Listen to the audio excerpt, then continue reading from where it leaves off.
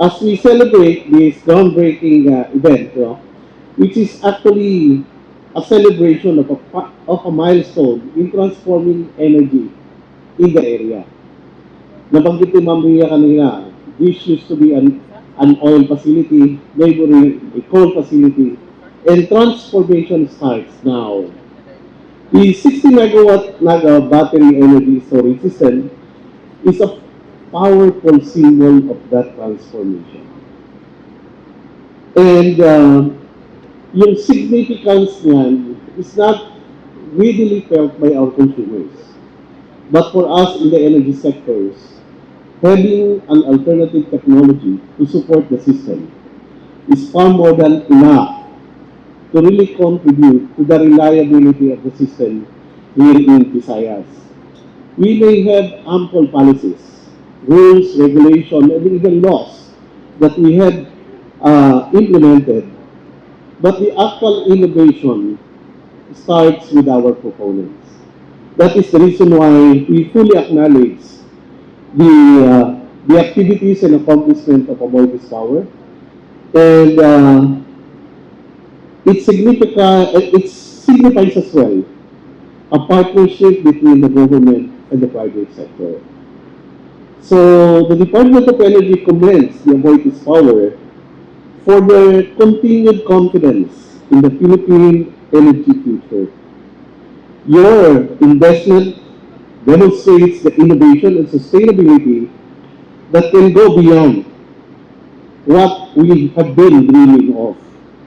As we break ground on this facility, we are also laying the foundation of a stronger and more resilient power for the Visayas, one that can better withstand disruption, support economic growth, and enable greater deployment of renewable energy.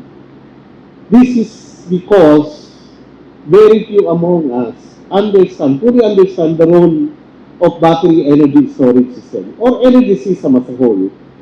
While we continuously convince and invite investment in renewable energy technologies, we need this technological support to create a reliable and efficient system.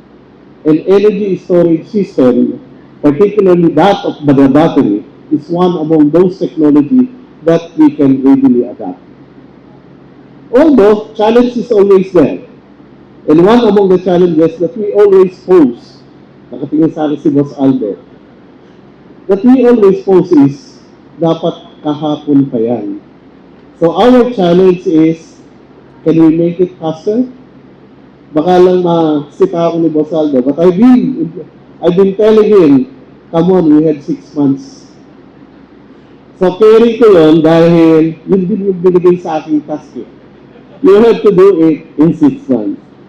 So, with that, I really hope that everyone, with the introduction of these innovative technologies, here particularly in Cebu, this could be the second because the first one is in Mactan. But yung bigger role ng battery energy storage will be felt once this facility, looking forward to it, is the inauguration. So, I know it's a big challenge for us to have it on time, but this will really pave the way for the economic growth, not only of Naga City, but for the entire city.